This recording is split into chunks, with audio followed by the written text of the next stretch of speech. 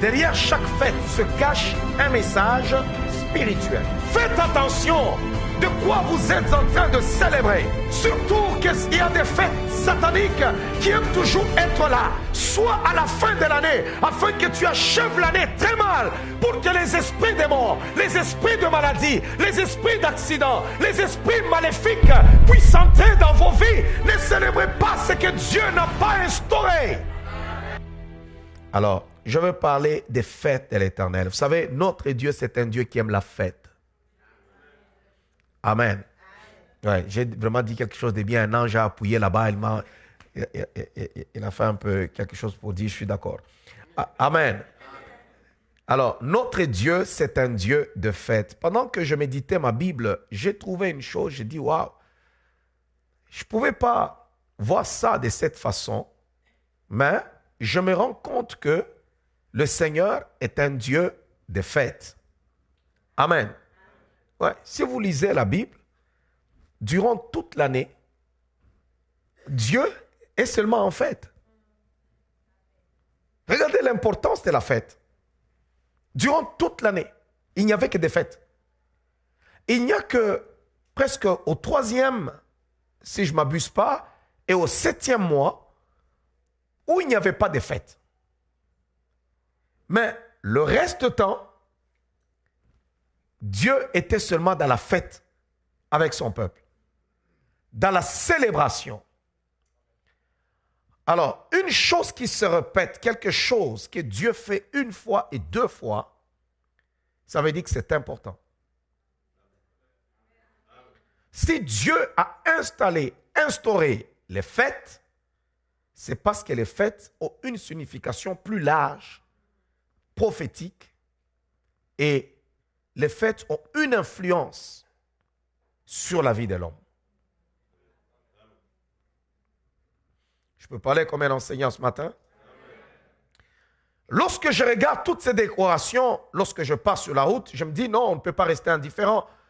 On ne peut pas rester là les bras croisés et ne pas enseigner le peuple de Dieu. Il faut enseigner les gens pour qu'ils comprennent que dans la Bible, il y a des fêtes. Dans la Bible, Dieu a instauré les fêtes. Et lorsque vous regardez dans la liste, selon Lévitique chapitre 23, on commence d'abord au verset 1er, vous ne trouverez nulle part Halloween. J'ai cherché dans ma Bible, j'ai même pris une concordance biblique. J'ai commencé à chercher depuis Genèse jusqu'à l'Apocalypse. Je n'ai pas trouvé Halloween dans ma Bible. Je ne sais pas, peut-être si dans ta Bible tu as Halloween, alors ça c'est l'évangile du verseau. Ce n'est pas le véritable évangile. Dans le véritable évangile, la fête Halloween n'existe pas. J'ai cherché dans toutes les fêtes de l'Éternel pour dire, Seigneur, je veux aussi me déguiser peut-être. Je veux voir, peut-être vous allez me voir le 31 octobre, venir vous prêcher l'évangile avec, je ne sais pas, des cornes ou bien tu es habillé en fantôme. Non, j'ai cherché, je n'ai pas trouvé. Je veux le répéter, je veux le répéter. Vous savez, c'est parce que les chrétiens sont souvent légers. Il y en a qui viennent à l'église qui ne savent même pas pourquoi ils sont enfants de Dieu. Ils se retrouvent en tout. On dit Pâques, il est dedans. On dit Noël, il est dedans. Sainte-Seine, il est dedans. On dit, ok, Pentecôte, il est dedans. Halloween, tu le vois même déguisé jusqu'aux dents.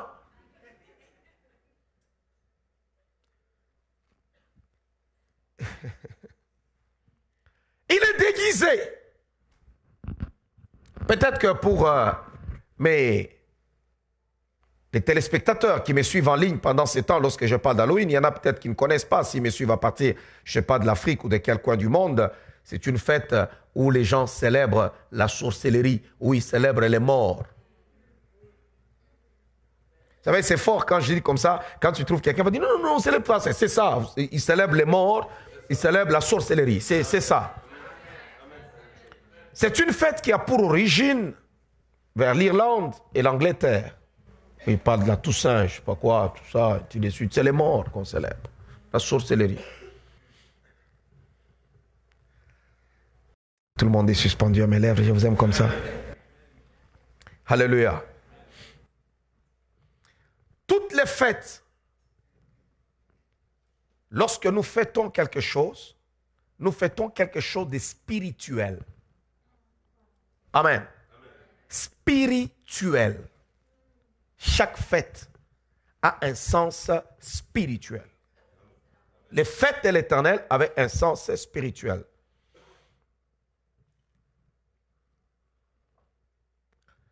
Une fête, c'est toujours une expression d'une réalité spirituelle. Derrière chaque fête se cache un message spirituel. C'est pourquoi il ne faut pas prendre à la légère certaines fêtes. Regardez comment est-ce que le diable est malin. Regardez comment est-ce que il s'est introduit dans l'église avec des fêtes, parce qu'il y a des fêtes qui sont en horreur à l'Éternel. Il y a des fêtes que Dieu n'aime pas. C'est pourquoi parmi son peuple, il y avait des fêtes que le Seigneur a instaurées parmi son peuple. Et à travers ces fêtes-là, on célébrait quelque chose de spirituel, quelque chose de pur, quelque chose de saint. Et à chaque fois qu'on célébrait, il y avait une influence qui commençait. Une influence spirituelle. Toutes les fêtes ont une réalité. Une réalité. C'est pour cela qu'il y a des fêtes, lorsque nous les célébrons, ce sont des réalités sataniques qui commencent aussi à influencer notre vie. Alléluia. Lorsqu'on célèbre une fête, nous entrons avec l'esprit de ce que nous célébrons. Et cette force-là commencera à influencer ma vie. Je pense peut-être que ce matin, peut-être que tu es là dans la salle en train de me suivre et que toi, tu te déguises souvent en fantôme et tu es en train de te promener, en train de demander des bonbons à gauche et à droite. Je ne suis pas là pour te faire plaisir, je suis là pour prêcher la vérité, moi. Halloween, c'est une fête démoniaque. Je sais qu'il y a des milliers de gens qui me suivent en ligne pendant ces temps. Il y a des gens qui sont choqués. Oui, mais je ne suis pas là pour vous faire plaisir. Vous n'êtes pas venu ce matin pour que moi je vous prêche mes réalités à moi. Non, vous êtes là pour que je vous prêche la parole de Dieu. Amen. Et quand je prends le micro, je suis en train de prêcher l'évangile. Je ne cherche pas la faveur des hommes. Moi, je cherche à plaire à Dieu. Quelqu'un dira, mais non, il a prêché, donc ça c'est vraiment moi. Moi, mes enfants circulent. Oui, quand je viens, je me tiens debout devant la chaise, je ne vais pas prêcher au banc, je parle aux humains. Je prêche sur ce que vous faites.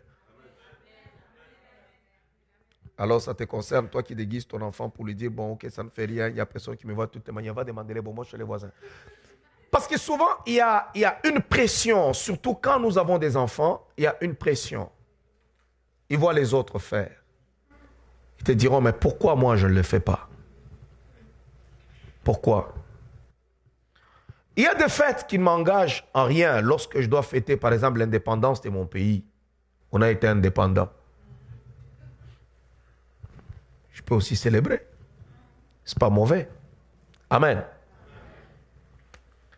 Non, c'est la journée où on s'était battu avec, je ne sais pas, Christophe Colomb et on l'avait gagné. Il n'y a pas de problème. On se rappelle de ce jour-là. Mais il y a des fêtes qui révèlent des réalités spirituelles. Ça a un caractère religieux et spirituel. Comme toi, tu connais les choses et la valeur des choses spirituelles, tu dois t'abstenir à certaines choses, à certaines fêtes, pour que ces réalités-là n'influencent pas ta vie. Si les fêtes n'avaient pas tellement d'impact sur les vies des gens, Dieu allait dire aux gens, fêtez, célébrez les fêtes des Cananéens. Célébrez-les. Mais Dieu dit, non, je me fête à moi. Vous n'aurez pas affaire à célébrer les fêtes des Cananéens. Je me fête à moi. Et il commence en Lévitique chapitre 23, on commence au verset 1er. La parole de Dieu déclare, l'Éternel parla à Moïse et dit, parle aux enfants d'Israël et tu leur diras, les fêtes de l'Éternel. Regardez d'abord, la Bible dit, d'ailleurs le titre dit même les fêtes. Et dit, parle aux enfants d'Israël et tu leur diras, les fêtes de l'Éternel que vous publierez seront des saintes convocations. Regardez, une fête seulement, une fête. Mais Dieu va donner des instructions par rapport à la fête. Si Dieu parle de la fête, c'est parce que déjà les autres nations aussi avaient leur fête. Ils célébraient leur fête. Et lorsqu'ils célébraient, ça influençait le courant de leur vie. Alors, mais Dieu arrive maintenant, lorsqu'Israël devait se constituer comme étant une nation, comme étant un peuple qui devait sortir du pays d'Égypte, Dieu a commencé à leur donner des lois et des ordonnances. Et Dieu n'a pas oublié. Regardez comment c'est important. Je pense que Dieu pouvait juste dire non, écoute, je vous donne les 10 commandements et ça s'arrête là. Non, Dieu va en détail. Il va parler même des fêtes. Oh, quelqu'un peut dire à son voisin, la fête. Alléluia. Dieu s'intéresse à tout, même à la fête. Il dit, regardez, ces fêtes-là seront une sainte convocation. Waouh. Alors, je suis en train de prier le Seigneur pour que le Saint-Esprit puisse t'éclairer pendant ce moment afin que tu ne puisses pas fêter n'importe comment et n'importe quoi. Alléluia. On travaillera 6 jours, mais le 7e jour est le sabbat, le jour du repos. Il y aura une sainte convocation. Vous ne ferez aucun ouvrage. C'est le sabbat de l'Éternel dans toutes vos demeures. Donc, il commence d'abord par introduire le sabbat. Il a introduit, mais ça, ce n'était pas une fête, ceci, cela, mais il introduit parce que c'était chaque fois, c'était hebdomadaire. On l'a célébré presque chaque semaine où les gens pratiquaient le sabbat. Et aujourd'hui, le sabbat, normalement, c'est samedi. Amen. Ouais, c'est le samedi parce que le dimanche, naturellement, c'est le premier jour de la semaine. Si aujourd'hui, dans toutes les nations chrétiennes, dimanche, on ne va pas au travail comme étant lundi, et parce que le sabbat, c'était le 7e jour qui est samedi. Le 7e jour, c'est samedi. Mais quand nous comptons, on dirait que le 7e jour, c'est dimanche. C'était pourquoi? Parce que Jésus-Christ était ressuscité le dimanche. Comme Christ était ressuscité le dimanche matin, et c'est comme ça qu'on a commencé à tout mettre, nos cultes et nos affaires, déjà par les premiers chrétiens, le dimanche. Est-ce que quelqu'un m'entend? Ouais, ça n'a rien à voir avec Sunday. Non, donc c'est par rapport à la résurrection. Alors, au verset 4, oui, parce qu'il y a beaucoup de choses, les gens te diront, non, Sunday, ça veut dire le soleil, c'est la journée du Dieu soleil. Lundi, c'est la journée de la lune, du Dieu de la lune, et ainsi de suite. Non, nous, on ne célèbre pas, on ne prie pas le Seigneur le dimanche à cause du phénomène du Dieu soleil, mais c'est parce que le Maître était ressuscité le premier jour de la semaine. Quand vous lisez dans la Bible, on vous dit, il est ressuscité le premier jour de la semaine. C'était dimanche matin qu'il était ressuscité. Et je vous dirai par rapport au fait, pourquoi il devait ressusciter même le dimanche matin. Alléluia. Tout ça est seulement dans la fête, la fête, la fête, la fête. Est-ce que je peux avoir des bonbons? Des bonbons, des bonbons. Ces bonbons-là, allez, on te donne bonbons. Les esprits des morts entrent en toi. Allez, bam!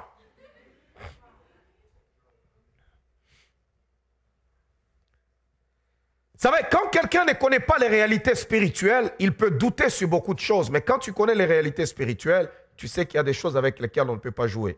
Satan n'agit pas en un jour. Ce n'est pas parce que tu as fait quelque chose et que c'est le même jour que la chose va se produire. Vous savez, il y a un adage chez nous, on dit, quand tu manges, tu avales un crapaud. Ce n'est pas le même jour que tu auras les boutons sur la peau.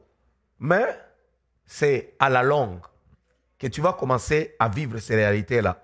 Donc, on le dit bien d'ailleurs, si je pouvais le dire en lingala, ça sonne vraiment très, très bien. Mais ce sont ces réalités-là qui... Amen, le crapaud. Donc, en lingala, on l'appelle ligorodo. Donc, si tu l'avales, tu le manges, ce n'est pas le même jour que tu auras les boutons là qui sont sur le crapaud. Vous voyez comment c'est laid. Il dit, c'est à la longue, quand tu vas commencer à marcher, c'est là que tu verras qu'il y a des choses qui poussent sur toi. Même quand Dieu a dit à l'homme, le jour où tu mangeras, tu mourras. Non, l'homme a continué à vivre. L'homme a même dit, ah, Ève. C'est Ève qui regarde Adam et lui dit, mais écoute, on a mangé, je ne suis pas mort. Dieu nous a caché des choses. Regarde, c'est que moi j'ai découvert. Mange aussi. La Bible dit, l'homme prend aussi. Vous savez, il mange. Et puis, allez, la vie continue. Dis le jour où tu mangeras, tu mourras. L'homme a dormi, il s'est levé. Il a dormi, il s'est levé. Et il dit, je ne suis pas mort. Mais il a oublié qu'un jour auprès de Dieu, c'est 1000 ans. Et l'homme est mort à 930 ans. Il n'a jamais fait un jour auprès de Dieu. Il est mort le même jour. Et aucun homme n'a fait un jour devant la face de Dieu. Aucun. Le jour où tu mangeras, tu mourras.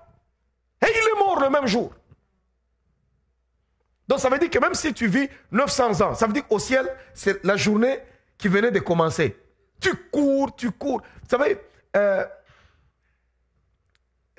c'est fantastique. On va y aller. Alléluia. Les fêtes ont une signification et une portée prophétique. Les fêtes ont une signification et une portée prophétique. Voilà pourquoi Dieu a instauré les fêtes. Pour libérer une action prophétique, pour libérer une puissance, des fois il faut célébrer. C'est pourquoi vous voyez le Seigneur arriver avec le peuple dans les plaines de Jéricho avant de prendre la terre promise. Avant même qu'il ne puisse sauter, faire assaut sur la terre promise, de prendre Jéricho. Non, le Seigneur dit à Josué, il dit non, Josué, vous allez d'abord me célébrer la Pâque ici, célébrer la Pâque. Avant même d'entrer en possession de la terre promise, célébrer la Pâque. Regardez très bien l'influence et la puissance même de la Pâque. Pharaon a résisté. Mais Pharaon n'a pas résisté lorsque Israël a célébré. Lorsqu'Israël a célébré dans les maisons une fête, on dirait c'est la Pâque, c'est la Pâque. Alors les Égyptiens disent, mais c'est quoi ça? Il dit non, cette fête-là, nous la mangeons avec des pains sans levain, nous égorgeons l'agneau, nous appliquons le sang. Donc ils arrivent là dans la fête, ils chantent dans les maisons, et ils mangent l'agneau, et le lendemain, Pharaon dit, sortez! Il y a des choses que tu célèbres qui influenceront ta vie pour le restant. Il y a des choses que tu peux célébrer, par exemple au mois de janvier, qui vont influencer le reste de l'année ou qui vont influencer 3 mois, 6 mois de l'année. Faites attention de quoi vous êtes en train de célébrer. Surtout qu'il y a des fêtes sataniques qui aiment toujours être là, soit à la fin de l'année, afin que tu achèves l'année très mal, pour que les esprits des morts, les esprits de maladie, les esprits d'accidents, les esprits maléfiques puissent entrer dans vos vies. Ne célébrez pas ce que Dieu n'a pas instauré. Alléluia. Lorsqu'on est enfant de Dieu, on ne devient pas enfant de Dieu tout simplement pour rien, pour aller seulement à l'église, arriver là-bas, et puis tu chantes, tu pries et tu sors. Non, il y a des choses que nous devons respecter. La Bible dit, au verset 4, voici les fêtes de l'Éternel. Waouh, j'aime ça. Voici les fêtes de l'Éternel. Les 5 convocations que vous publierez à leur temps fixé. Il y a un temps fixé pour les fêtes de l'Éternel. Ça veut dire que tu ne te lèves pas seulement le matin, tu inventes une date à toi. Non. Il y a un temps que j'ai fixé. La Bible dit, le premier mois, le 14e jour du mois, entre les 2 soirs. Vous savez, souvent, pour ceux-là qui me suivent en ligne, je parle sur les phénomènes de nuit. Hein? Dieu dit, cette fête-là, vous allez la célébrer entre les deux soirs. Pas le matin. Non. Quand le soleil commence à se coucher, vous êtes entre les deux soirs. Lorsque les phénomènes de l'enfer veulent commencer à agir. Parce que quand le soleil se couche, les créatures possédées commencent à agir. Regardez comment au premier mois déjà. Parce que cette fête va influencer toute l'année. Il dit, entre les deux soirs, ce sera la Pâque de l'Éternel. Et la Bible nomme bien, hein, la Pâque, sans S. Parce qu'on nous a... Il y a toujours des gens qui entrent dans l'église, qui introduisent des coutumes païennes, des fêtes païennes. Ils fêtent la Pâque avec S. Non, non. Nous fêtons la Pâque. Elle est là. Cette Pâque-là avec S, on donne les lapins et les œufs. Parce que les lapins, c'est symbole de fertilité. J'ai pris toute ma Bible ici, ma Bible. De Genèse à l'Apocalypse, je n'ai pas vu de lapin.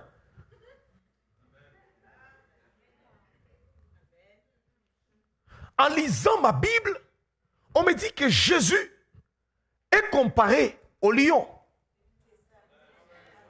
Il est comparé au bœuf. Il est comparé au narcisse de Saron, même au lit de la vallée. Il est comparé à beaucoup de choses, même à l'aigle. J'ai commencé à chercher les comparaisons dans les animaux à notre Seigneur.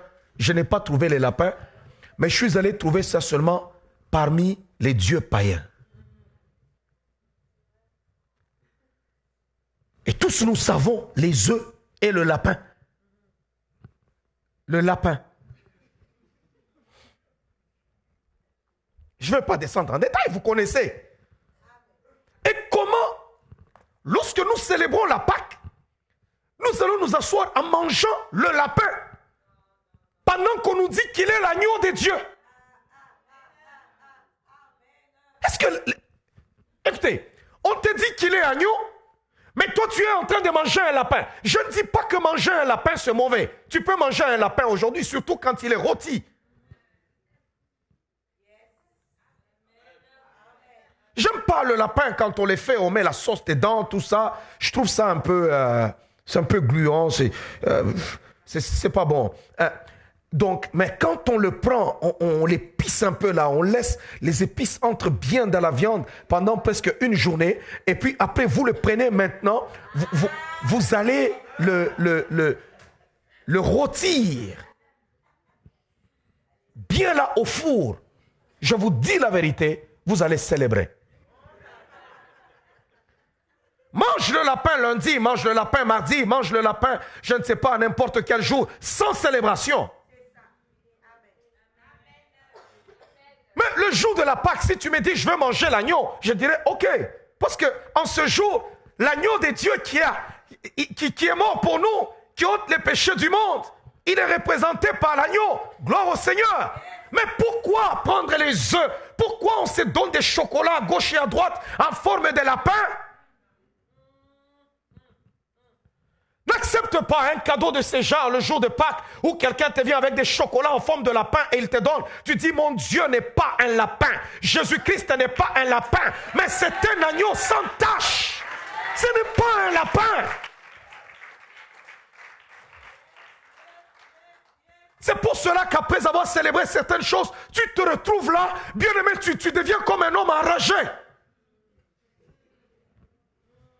Je continue. Vous avez compris. Et le 15e jour de ce mois,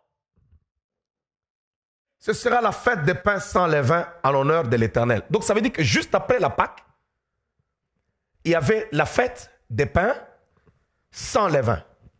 Donc ça suivait directement la journée qui précédait la Pâque. Amen. Est-ce que quelqu'un m'entend? Donc le jour suivant, quand vous célébrez, le jour qui suit, pain sans levain, vous le mangez pour la gloire de l'Éternel. Alléluia. Ce sera la fête des pains sans levain en l'honneur de l'Éternel. Vous mangerez pendant 7 jours des pains sans levain pendant 7 jours. Le premier jour, vous aurez une sainte convocation. Vous ne ferez aucun ouvrage servile. Vous offrirez à l'Éternel pendant 7 jours des sacrifices consumés par le feu. Le 7e jour, il y aura une sainte convocation. Donc, juste après encore, vous ferez aucun ouvrage servile. L'Éternel parla à Moïse et dit, parle aux enfants d'Israël et tu leur diras, quand vous serez entrés dans le pays que je vous donne et que vous y ferez la moisson, vous apporterez au sacrificateur une gerbe, prémisse de votre moisson. Donc, c'est en ce moment-là, on commence maintenant la fête des prémices. Vous comprenez? C'est la fête des prémices. Ça vient quelques jours après les pains, la journée des pains sans levain. Alors là, c'est déjà la moisson. On arrive et on apporte à l'Éternel nos prémices. On continue. Il agitera du côté et de l'autre la gerbe devant l'Éternel afin qu'elle soit agréée. Le sacrificateur l'agitera du côté et de l'autre le lendemain du sabbat. Le jour où vous agiterez la gerbe, vous offrirez en holocauste à l'Éternel un agneau d'1 an sans défaut. On n'a pas dit un lapin. Moi, je n'ai jamais vu quelque part dans la Bible où le Seigneur dit « offrez-moi un lapin » ou bien « offrez-moi, je ne sais pas, des citrouilles ou des affaires ». Non, Dieu n'a jamais demandé ça. Vous y joindrez une offrande de 2/10 de fleurs de farine pétrie à l'huile, comme offrande consumée par le feu, d'une agréable odeur à l'Éternel. Toutes les 3 premières fêtes, quand on arrivait devant le Seigneur, on ne s'est présenté jamais devant Dieu les mains vides. On lui a porté une offrande. Et vous ferez une libation d'un quart de vin. Vous ne mangerez ni pain, ni épis, rôtis ou broyés, jusqu'au jour même où vous apporterez l'offrande à votre Dieu. C'est une loi perpétuelle pour vos descendants dans tous les lieux où vous habiterez. Dans tous les lieux où vous habiterez. Depuis le lendemain du sabbat, du jour où vous apporterez la gerbe pour être agitée du côté de l'autre, vous compterez 7 semaines entières. Vous compterez 50 jours jusqu'au lendemain du 7e sabbat et vous ferez à l'Éternel une offrande nouvelle. Vous apporterez de vos demeures 2 pains pour qu'ils soient agités de côté et de l'autre. Ils seront faits avec 2/10 de fleurs de farine et cuits avec du levain. Ce sont les prémices à l'Éternel.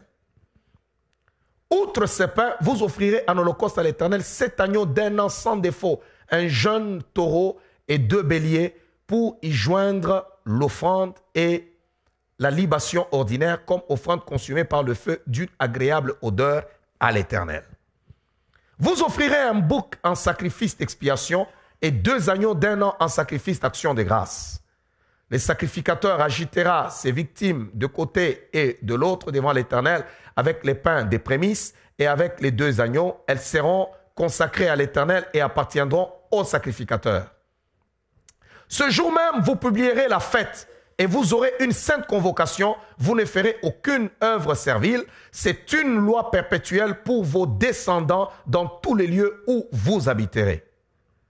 Quand vous ferez la moisson dans votre pays, tu laisseras un coin dans ton champ sans le moissonner. Tu ne ramasseras pas ce qui reste à glaner. Tu abandonneras cela aux pauvres et à l'étranger. Je suis l'Éternel, votre Dieu.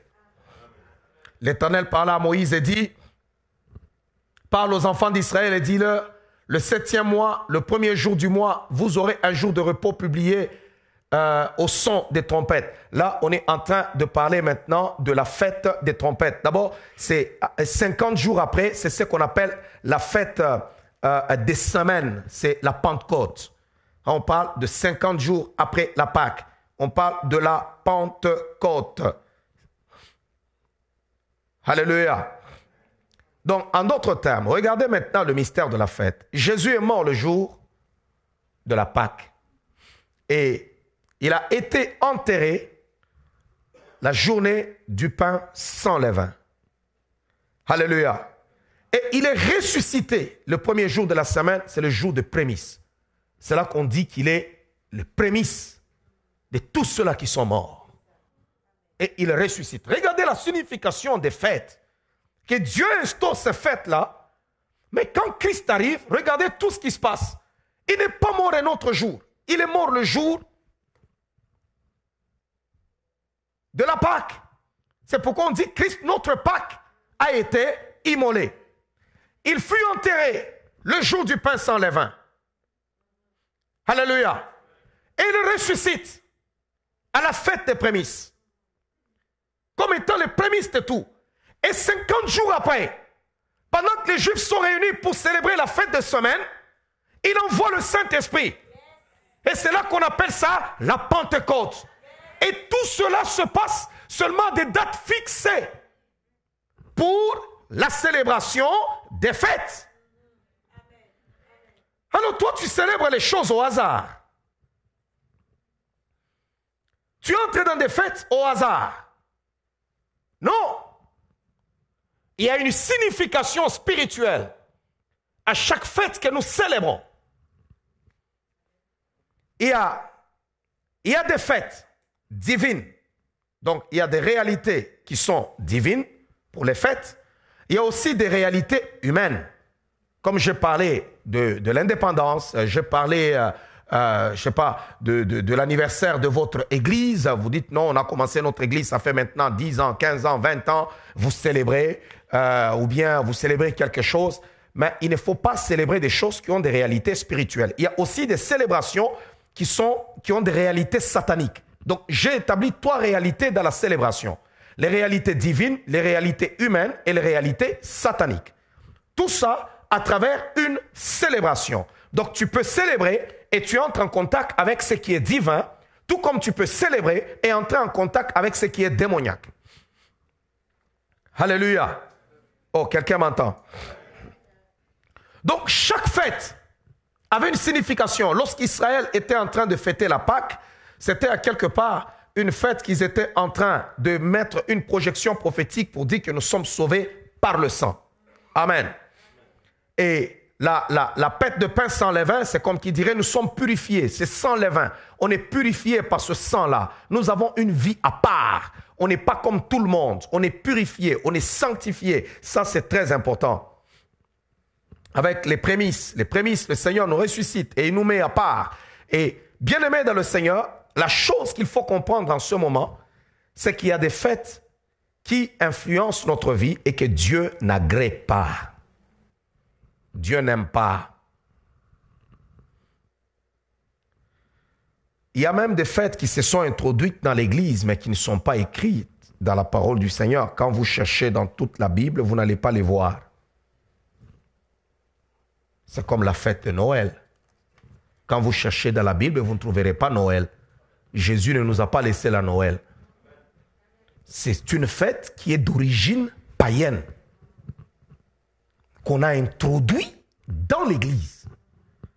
Parce que la Bible déclare, au 6e mois, l'ange est allé vers Marie. Est-ce qu'on peut me projeter le verset au 6e mois? L'ange est allé vers Marie. Je pense qu'il y a des femmes qui sont enceintes ici, qui peuvent quand même regarder ces choses-là. Tu t'en vas chez le médecin, tu dis, tu es enceinte depuis combien de mois? Non, je suis enceinte, ça fait 6 mois. Mais médecin, je cherche à accoucher là. Vraiment, j'ai dépassé mes mois. Je cherche à accoucher là. Non, on va te prendre et te placer dans une maison pour s'entretenir bien avec toi. Ah. Au 6e mois, l'ange alla vers Marie. Je crois que tu n'as pas trouvé le verset. Je pensais que l'ordinateur pouvait être rapide.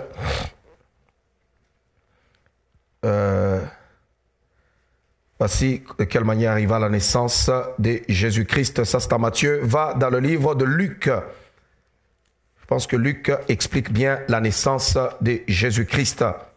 C'est très important. Amen. L'ange entra chez elle. Bon, ok. 26. Au 6e mois, l'ange Gabriel fut envoyé par Dieu dans une ville de Galilée appelée Nazareth. C'est pas pour rien que la Bible précise. Au 6e mois. Donc ça veut dire que tu ne me mentiras pas. Il y a des gens qui ne sont pas sérieux. Ils nous ont menti et ils ont introduit ça dans l'église. Et on se retrouvait en train de fêter des choses que Dieu n'a pas agréées, mais qui sont d'origine démoniaque, d'origine païenne, d'origine babylonienne. La Bible dit au 6e mois, non, on reprend d'abord. Au 6e mois, l'ange Gabriel fut envoyé par Dieu dans une ville de Galilée appelée Nazareth. Je sais que pendant que je suis en train d'enseigner, beaucoup de gens sont en train de se poser la question. Oh, moi, j'étais même dans la crèche. Moi, quand c'est le 25 décembre, je construis même une crèche là. Il y a des belles des bœufs. Maintenant, l'homme de Dieu, qu'est-ce qu'il est en train? Je suis en train d'enseigner la parole de Dieu et je n'enseigne pas les émotions des gens. Au 6e mois, regardez très bien, l'ange va vers Marie, au 6e. Mais on vient me dire que Jésus est né en décembre. Ça veut dire que Jésus est prématuré de 6 mois.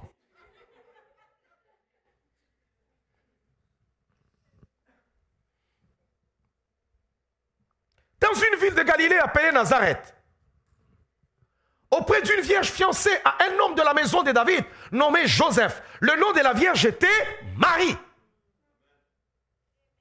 C'est de là que la grossesse commence, au 6e mois. Mais si on sait compter, du 6e mois au 12e mois, c'est 6 mois. À moins que votre calendrier puisse avoir 15 mois, pas 12 mois. Est-ce que vous pensez, et on veut nous faire croire, non, c'est juste une date qu'on a trouvée comme ça, et qu'on a donnée, et ainsi de suite. Même Jésus-Christ lui-même, avant de partir, il nous a dit, faites ceci en mémoire de moi. Il prit la coupe, il dit, faites ceci en mémoire de moi. Il ne m'a jamais dit, hé, faites la Noël, toi là, je m'en vais, mais j'établis une fête. Ma naissance, fêtez-la. Peut-être que tu es en train de m'écouter ce matin, tu te dis, mais comment est-ce que je peux fêter Noël? Je suis aussi enfant de Dieu comme toi. Tu n'es pas plus chrétien que moi. Maintenant, regardez d'où vient cette fête-là. Jérémie chapitre 52, le verset 31. Souvent, qu'est-ce que je fais? À Noël, en tant qu'église, je ne fais rien. Peut-être que si tu es nouveau, tu penses qu'à Noël, on va être là, je vais commencer à faire... Non, non, je ne fais rien à Noël. Mais si chez toi à la maison, tu dis que non, tu vas manger, et puis, c'est quoi? La dinde, hein? Ouais, la dinde. Quand je cherche la parole de Dieu, je ne connais même pas où se trouve la dinde. La dinde, je ne te condamne pas. Amen.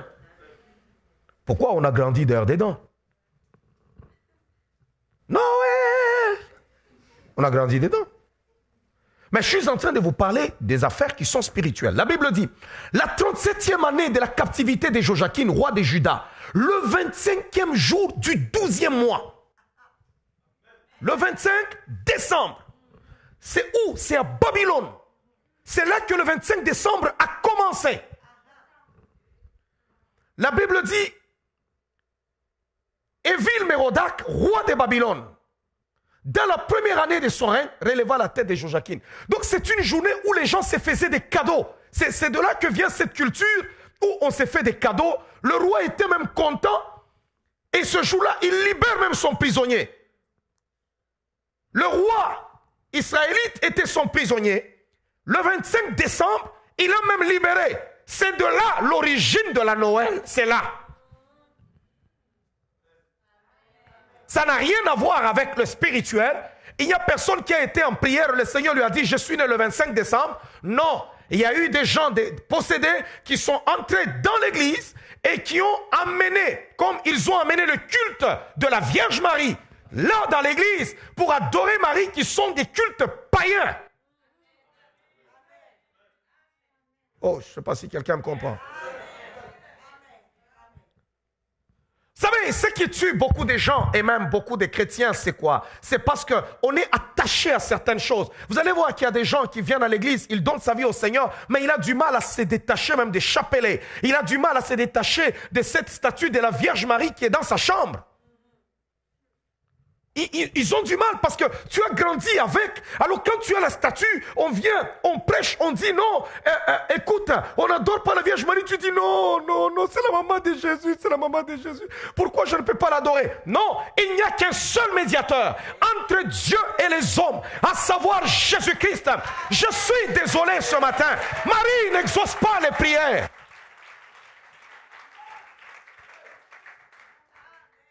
Marie n'écoute pas les prières. Marie n'exauce pas les prières. On a inventé l'ascension de Marie. Marie n'est pas montée au ciel comme le Seigneur est monté au ciel. Un seul est monté au ciel. Et bien aimé, après sa résurrection, un seul est monté au ciel. Et les anges sont venus le chercher. C'est le Seigneur notre Dieu, le sauveur de l'humanité, le Dieu fort, le Dieu grand, le Dieu puissant, le Dieu capable. C'est lui qui est mort et qui est ressuscité. C'est lui par le cri. Il a déchiré le voile qui était dans le temple. C'est lui qui a marché sur les eaux. C'est lui qui a changé l'eau en vin. C'est lui qui a multiplié le pain. C'est lui qui a ressuscité Lazare. Quoique enterré, il a ressuscité. C'est lui dont il est écrit, il est le Christ et le Fils du Dieu vivant. Je suis désolé ce matin, je ne veux faire plaisir à personne. Marie ne sauve pas. Et tous ceux-là qui passent leur temps à prier la Vierge, Marie, la mère de Jésus-Christ, celle qui a donné naissance à Jésus, a reçu une grâce excellente en tant que femme. Quelle est cette femme qui ne voudra pas cette grâce-là? Mais ça s'arrête là. Moïse a eu aussi une mère. Samson a eu une mère. Même Jésus a eu une mère. Mais on ne doit pas célébrer sa mère. Jésus n'a jamais pleuré à la croix, maman, maman, maman. Il a pleuré son père.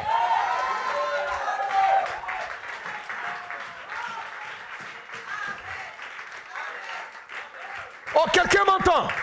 Je lis les enseignements du Seigneur. Je n'ai pas vu une seule place où Jésus-Christ a dit: oh, je vous enseigne ma mère. Oh, maman. Et ainsi de suite. Non. Même quand il parlait à Marie, il a regardé et disait: hé, femme, pourquoi viens-tu me parler?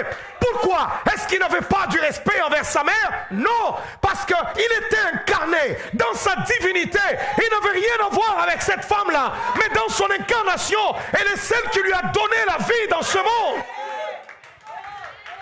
Tout ce que je sais, c'est qu'à la croix, avant qu'il ne meure, avant qu'il ne parte, il a regardé celle qui lui a donné la vie. Et il dit: fils, voici ta mère. Et mère, voici ton fils. Parce que je ne vais pas te laisser en l'air. Je vais sécuriser ta vie. Mais en dehors de ça, en dehors des affaires spirituelles, je me tourne vers mon Père. Père, je remets mon esprit entre ta main. Il n'a pas appelé Joseph à la croix. Il n'a pas pleuré Joseph. Il n'a pas enseigné Joseph. Il n'a pas enseigné Marie. Mais d'où vient l'enseignement de Marie dans l'église? D'où vient l'enseignement de Marie? Si l'on vous dit: allons vers ceux qui évoquent les morts et qui prédisent l'avenir, la Bible dit, vous répondrez: est-ce un peuple n'invoquera-t-il pas son Dieu? Invoquera-t-il les morts en faveur des vivants? Marie est morte, elle a été enterrée. Et au jour du Seigneur, elle ressuscitera. Nous aurons la chance de rencontrer cette femme pour lui dire: waouh, quelle grâce excellente.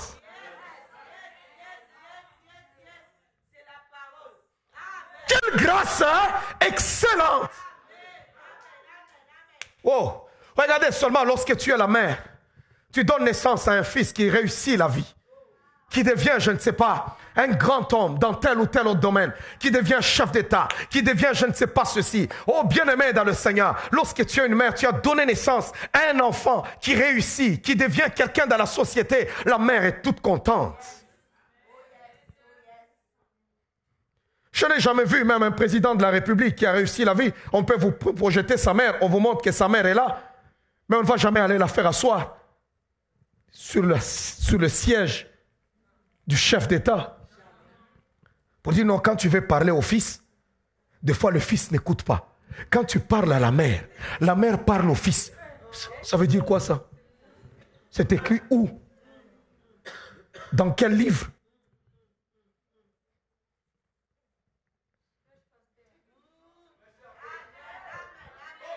C'est écrit dans quel livre? Dites-moi, c'est écrit où? C'est des coutumes païennes. Ça vient tout droit de l'enfer, de Babylone. Où lorsque vous trouvez leur Dieu, il y a toujours une déesse. Mais quand on trouve dans nos affaires, dans la Bible, il n'y a pas de déesse. Alors, on a introduit une affaire malignement. Et on dessine toujours une femme avec un bébé. Elle prend toujours son bébé. Laisse-moi te rassurer ce soir. Mon Jésus à moi n'est plus bébé. Il a déjà grandi. Il est mort et il est ressuscité. Il n'est plus bébé. Il n'est plus dans la tombe. Il ne porte plus de couches. Il a été enterré et il fut ressuscité. Laisse-moi te rassurer. Il est ressuscité. Peut-être qu'on n'adore pas un même Dieu. Le Jésus que j'adore et que je prêche, c'est un grand garçon. Il n'a plus besoin de sa mère pour parler. Il a affronté la vie. Il a été placé devant la croix, pas derrière la croix. Pour dire quoi? Parce que pour dire, je suis capable de tout affronter moi-même. Alléluia. Il y a des cultes qu'on a introduits, des fêtes dans l'église qui n'ont rien à voir avec la foi. Tu viens adorer le Seigneur chaque matin, tu viens prier Dieu, mais dans ta chambre, tu caches encore des statues de la Vierge.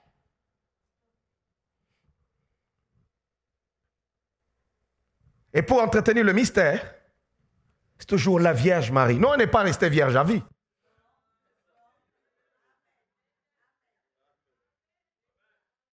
Jésus a eu des sœurs, il a eu des frères. Jacques, le livre de Jacques que nous lisons, c'est le frère de Jésus. Marie était mariée à Joseph.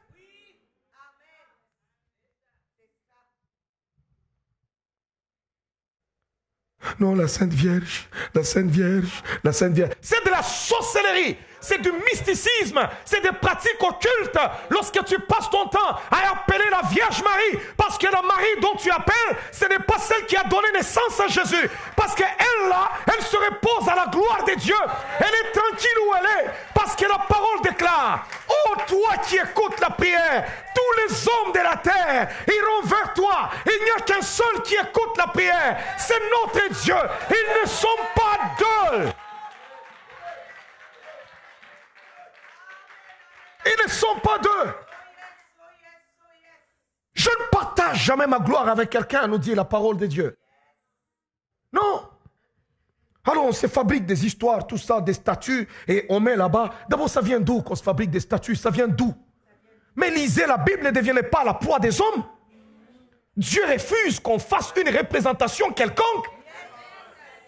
Mais vous entrez dans certaines églises où il y a des statues, il y a des représentations. Mais Dieu dit, je suis un Dieu jaloux, tu ne te feras pas d'image taillée. Il est tellement fier qu'il refuse qu'on les transporte d'une chambre à une autre chambre, d'un pays à un pays, parce qu'il est partout en même temps.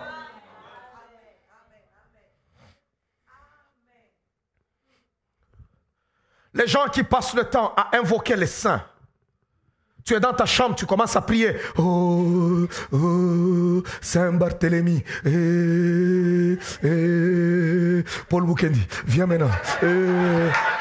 C'est des cultes démoniaques. Dieu peut m'utiliser puissamment. Il peut se servir de moi. Mais je ne peux jamais devenir Dieu. Jamais. Alléluia. Il peut se servir de moi. Le feu, on peut cracher le feu. On peut être comme Moïse. On peut séparer la mer rouge. On peut ouvrir le ventre de la terre. Et pour que, bien aimé, les choses se fassent, on peut faire descendre des choses. Mais tu demeures un homme, tu n'es pas Dieu.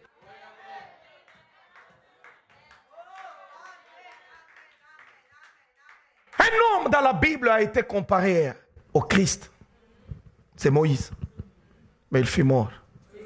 Et enterré. Enterré. Et un jour, Le Seigneur est à la montagne qu'on appelle la montagne de la transfiguration. Il est avec les apôtres. Pendant qu'ils sont en train de prier, quelque chose commence à se passer. On voit Jésus qui se métamorphose, il change. On appelle cela la transfiguration. Et pendant qu'il a commencé à changer, il dégageait une lumière.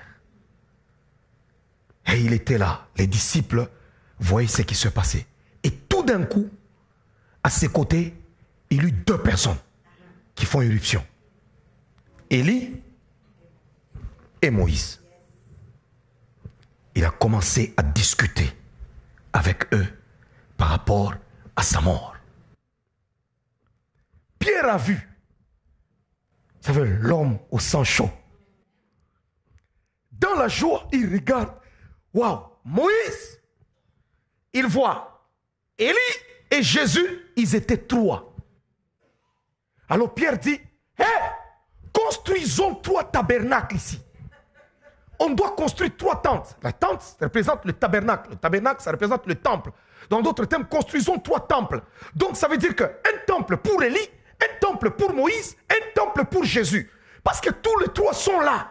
On va les adorer. La Bible dit, lorsqu'il a dit ça, automatiquement, une nuée est venue les couvrir. Et une voix s'est fait entendre maintenant. Il dit, celui-ci est mon fils bien-aimé. Et écoutez-le. J'ai rien à voir avec Moïse, ni avec Élie. Maintenant, il y avait la nuée. On ne sait pas de qui Dieu parle. Et la nuée s'élève. Il vit que Jésus était seul. La réponse est claire. Pourquoi je dois passer le temps à commencer à adorer ce qui est déjà mort? Oh, je commence à appeler Moïse, Moïse. Tu es chrétien, toi, tu as des prières. Oh, il y a un livre, on ne met pas des prières de Salomon. Je dois aller commencer à lire les prières de Salomon. Non, c'est de la sorcellerie, c'est de la sorcellerie.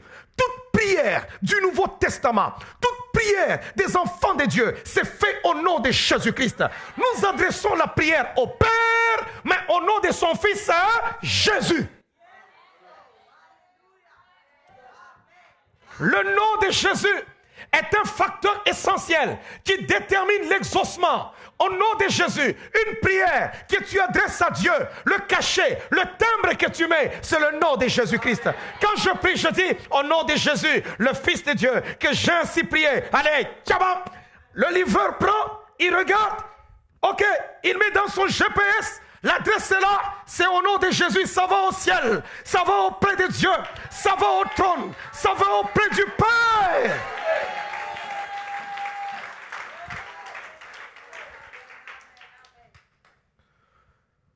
C'est pourquoi il faut écouter les prières de certaines personnes quand ils viennent à l'église. Parce qu'il y a aussi des fois des langues des démons, il y a des gens qui prient des histoires. Vous trouvez quelqu'un, il ne parle pas en langue, et il sait qu'il dit, vous ne comprenez pas, il est tout le monde. Non, nous on ne prie pas comme ça, on parle. Et quand tu termines, on ne fait pas du shaorlin, on est là, sans rien dire, non, au nom de Jésus.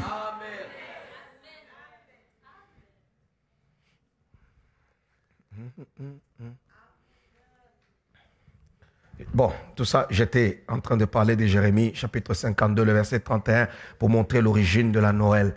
Je ne condamne pas celui qui célèbre, mais moi je refuse tout simplement de célébrer comme si c'était la naissance de Jésus. Non, c'est la naissance d'un petit démon dans ta vie.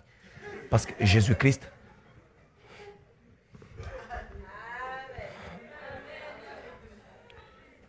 je vais attirer votre attention sur quelque chose. Votre attention sur quelque chose.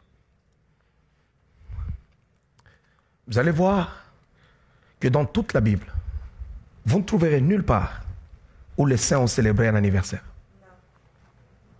Il y a 2 anniversaires dans la Bible. Et c'était les rois païens qui les célébraient. Et le 2e anniversaire de naissance, c'est là où Jean-Baptiste a été tué. Le 1er anniversaire, c'est Pharaon. Mais tous les saints dans la Bible, vous ne les trouverez pas en train de fêter les anniversaires. Mais pourquoi seulement l'anniversaire de Jésus qu'on doit célébrer? Le 1er anniversaire, c'est dans, je crois, c'est en Genèse, chapitre 40. Lorsque Pharaon a même coupé la tête de l'autre, ces gens-là, ils étaient démoniaques le jour de leur anniversaire. C'est pourquoi le jour de nos anniversaires, nous nous approchons dans le temple, nous parlons à Dieu, nous lui disons merci, nous lui disons Seigneur, fais grâce. Tandis que les païens, ils faisaient des mauvaises choses, des choses très moches. Genèse chapitre 40, le verset 20 au verset 23. Est-ce que je parle bien ce matin? Je suis en train de parler des fêtes de l'Éternel. Amen. Le troisième jour, jour de la naissance de Pharaon, il fit un festin à tous ses serviteurs. Il célèbre son anniversaire, Pharaon. Et il éleva la tête du chef des échansons et la tête du chef des panetiers au milieu de ses serviteurs. Il rétablit le chef des échansons dans sa charge des chansons pour qu'il mît la coupe dans la main de Pharaon, mais il fit pendre le chef des panetiers selon l'explication que Joseph leur avait donnée. Le jour de son anniversaire, lui, il décide de tuer. Matthieu chapitre 14. Commencez verset 1er. C'est les deux anniversaires. Peut-être que tu connais la parole de Dieu. Tu peux me dire quel est l'autre anniversaire que tu as vu dans la parole de Dieu qu'on a célébré. Moi, c'est les deux anniversaires que j'ai trouvés dans la parole du Seigneur. Et c'était des rois païens qui les célébraient. Je n'ai pas vu un patriarche comme Abraham qui a célébré le jour de son anniversaire. Non, je n'ai pas vu Isaac le faire. Je n'ai pas vu Jacob le faire. Je n'ai pas vu même Jésus-Christ lui-même le faire. Parce que quand Jésus a commencé son ministère, il avait déjà 30 ans. Et je n'ai pas vu où on a dit Jésus-Christ a célébré et on a dit il est mort à 33 ans. Nous savons que Christ a fait 3 ans de ministère parce qu'il a fêté 3 Pâques. C'est par là qu'on comprend qu'il est mort 3 ans après. Et je n'ai pas vu même une seule fois avec ses disciples où on a dit non, allez me préparer une maison ou louer une salle.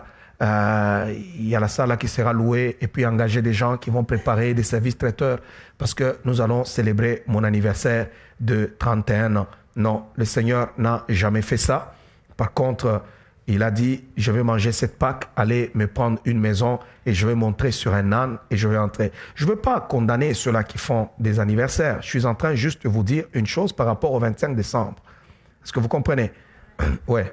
Aujourd'hui, c'est là que je parle des réalités humaines. Je place ton anniversaire dans les réalités humaines, des choses qui sont humaines, parce que Abraham lui-même a fait la fête lorsque Isaac fut sévré.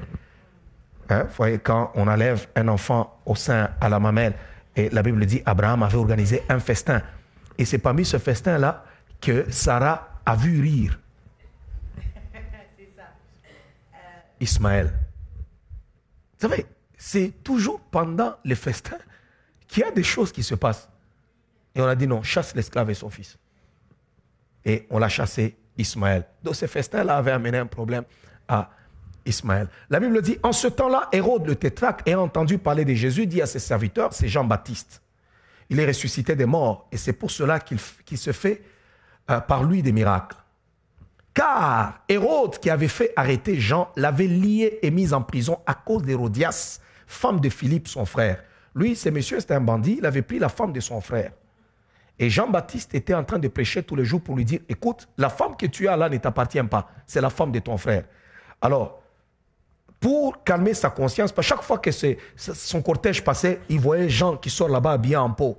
Hérode, la femme que tu as là n'est pas ta femme, c'est la femme de ton frère. Ce que tu fais là n'est pas bon. Hérode! Et il criait avec la barbe et tout ce qu'il avait. Vous savez, c'est un homme qui vivait dans le désert. Tout ce qu'il avait sur lui, c'était la gloire de Dieu. Il était habillé en peau de chameau. Je ne sais même pas si Jean-Baptiste pouvait avoir une brosse à dents. Je ne pense pas. Je ne pense pas. Il était loin d'imaginer ça. Mais vous voyez maintenant quelqu'un de comme ça qui vient et il te pointe le doigt. Toi, tu es le roi. Et c'était vraiment énervant. Alors, parce que Jean lui disait qu'il n'était pas permis de l'avoir pour femme. Alors Jean le parlait et il prêchait. Vous savez, nous avons aussi besoin des prédicateurs de la justice dans notre génération qui pourront regarder certaines choses et dire non, ça en tant qu'enfant de Dieu, toi tu ne peux pas le faire. Alléluia. C'est très important, très important. Il voulait le faire mourir, juste pour ça. La Bible dit, il voulait le faire mourir, mais il craignait la foule parce qu'elle regardait Jean comme un prophète. Or, lorsqu'on célébra l'anniversaire de la naissance d'Hérode, regardez, tout commence le jour de l'anniversaire. on célèbre la naissance, l'anniversaire d'Hérode. La fille d'Hérodias dansa au milieu des convives et plut à Hérode. La fille de cette femme-là, jézabélique, est allée commencer, elle a commencé à danser. Je me suis toujours posé la question, Seigneur, montre-moi ma vision, c'était quoi cette danse-là? Pour qu'un roi puisse avoir la tête troublée. C'est pourquoi un enfant de Dieu ne doit pas pratiquer certaines choses, certaines danses qui sont d'origine démoniaque, qui peut amener une personne dans un endroit sale. Je ne pense pas qu'elle dansait vraiment très bien, elle est là, en train de bouger. Et non, si c'était vraiment comme ça, Hérode allait dire, ok, c'est bon. Non, ça troublait le roi. Ses invités, tout le monde était là. Ouh, c'est quoi cette histoire? Et la Bible dit, de sorte qu'il promit avec serment. Le gars, il promet avec serment de lui donner ce qu'elle demanderait. Il dit, demande-moi tout ce que tu veux, petite, je te l'accorde là. La danse. À l'instigation de sa mère, elle avait une mère méchante. Vous savez, Jean-Baptiste est celui dont on écrit dans la parole de Dieu qui était Élie. N'avait pas fini sa mission. Lorsque Jézabel a envoyé un message à Élie, Élie s'était lassé de cette vie-là. Il dit au Seigneur, prends-moi, je ne suis pas meilleur que mes pères, laisse-moi mourir. Dieu a écouté sa prière. Dieu lui dit, ok, mais tu n'as pas fini ta mission. Il dit, non, prends-moi, je ne suis pas meilleur que mes pères. Dieu lui dit, ça va, ok, alors marche, tu vas oindre Élisée à ta place comme prophète, tu oindras aussi Jéhu comme roi, tu vas oindre, tu vas faire certaines choses, et puis après, tu viendras. Et il n'a pas connu la mort. Dieu l'a pris vivant. Et il est parti. Il a laissé sa mission à Élisée. Et Dieu dit, l'esprit qui était sur Élie reviendra pour terminer le travail parce qu'il n'a pas fini. Et la parole déclare, Jésus dit, Élie qui devrait venir, c'est Jean-Baptiste. Et vous allez voir que Jean-Baptiste commence la mission, lui aussi se comporte comme Élie, habillé en peau de chameau. Alléluia.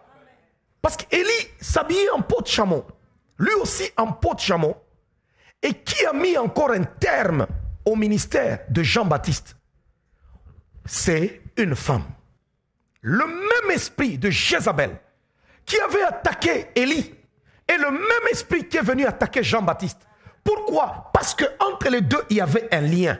C'est pourquoi quand on parle de fois de briser certains liens, il faut les briser. Là, ça cherche Jean-Baptiste. Alléluia. Sa mère, c'était une femme méchante.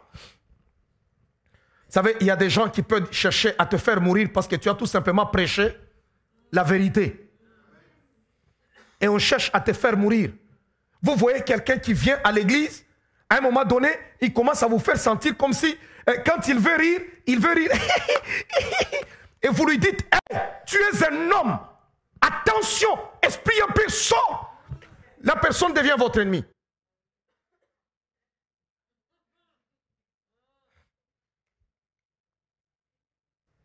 À l'instigation de sa mère, elle dit, quand tu es un homme, parle comme un homme. Agis comme un homme. Quand tu es une femme, parle comme une femme. Quand tu vas commencer à parler, non.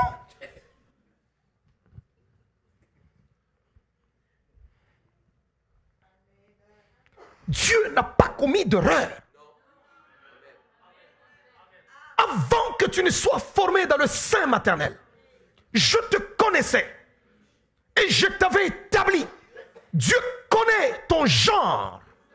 Si tu es un homme ou si tu es une femme, personne ne peut venir au monde aller décider pour dire je décide maintenant de ne plus être femme, je décide maintenant de ne plus être homme. Tu es un homme ou soit tu es une femme.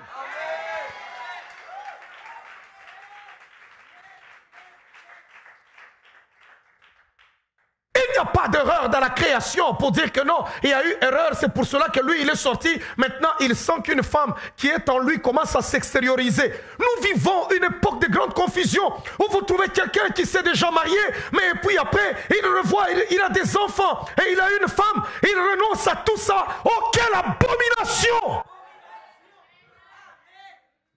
Alléluia! Quelle abomination! À l'instigation de sa mère, elle dit, il a détesté. Il y a des gens qui me détestent parce que je prêche certaines choses. Ce n'est pas moi qui ai inventé la Bible. J'ai trouvé ce livre, moi. Je ne l'ai pas inventé.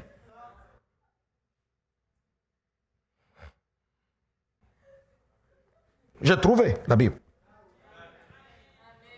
On me dit dans cette Bible, il est créé mâle et femelle.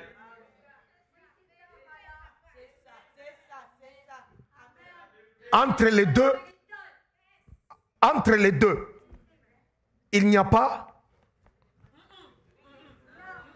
de genre. Il est créé mâle et femelle. Homme et femme. Alors, on ne peut pas dire qu'on est adorateur de l'Éternel. On vient à l'église, mais cependant, dans son cœur, toi, tu es en train d'affectionner certaines choses qui sont démoniaques. Tu iras en enfer. Fais ce que tu as à faire. Tu peux même te cacher. Tu viens à l'église là-bas, tu te caches. Pourquoi tu viens même à l'église? Pourquoi? Va vraiment attendre l'enfer à l'extérieur de l'église. Ne viens pas à l'église.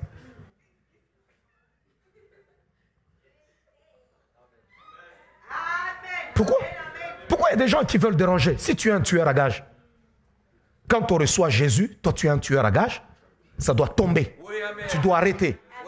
Pourquoi quand on est prostitué, on veut adorer le Seigneur, on va te dire à l'église, arrête. Mais pourquoi quand tu pratiques une sexualité dépravée, tu es là-bas dans l'homosexualité, quand tu arrives à l'église, tu veux demeurer comme ça et nous imposer? Non, dehors.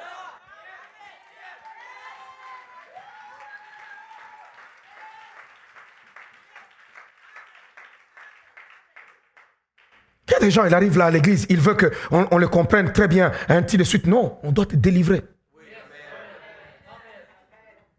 J'étais dans la délivrance la semaine passée pendant que j'ai fait des séminaires. Cédric, tu étais dans la délivrance avec moi.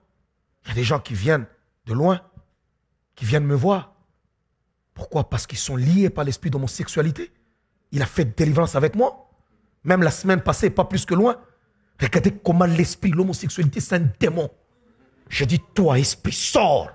L'esprit a crié ici, s'est tourmenté, tout ça. Il était avec moi. L'esprit est parti. Il est revenu dans son bon sens.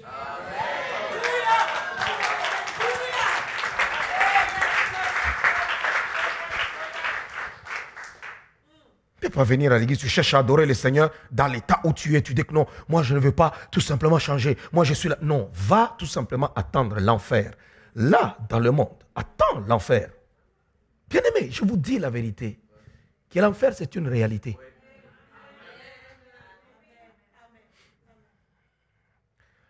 À l'instigation de sa mère, elle dit, donne-moi ici. Donc sa mère est allée lui parler pour dire, écoute petit, tu ne demandes rien. Je vais te dire ce que tu vas demander. Demande la tête des gens. Wow. Il dit, donne-moi ici sur un plat la tête de Jean-Baptiste. La Bible dit, le roi fut attristé. Il dit, wow. Mais, à cause de ses serments et des convives, il commanda qu'on la lui donne. Et il envoya décapiter Jean dans la prison. On a décapité Jean. Pourquoi? Parce qu'une fille a dansé. Et lui, il a perdu la vie. On lui a coupé la tête pendant une fête d'anniversaire.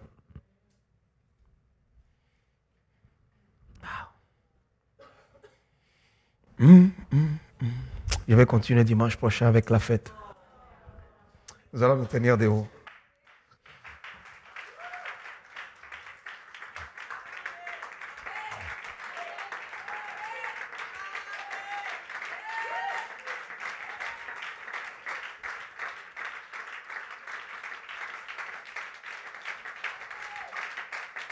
Gloire à Dieu, gloire à Dieu, gloire à Dieu, gloire à Dieu. Il y a de l'influence. Nous sommes quelle date aujourd'hui? 21. Donc le dimanche prochain, ça va être le 28. On va parler de la fête. Je vais entrer en profondeur avec Halloween. Et on va comprendre certaines choses. pour la gloire de Dieu. Je voulais juste vous donner quelque chose pour vous permettre de faire asseoir votre foi sur des choses qui sont fortes et utiles, que vous puissiez savoir et connaître qu'est-ce que vous devez célébrer.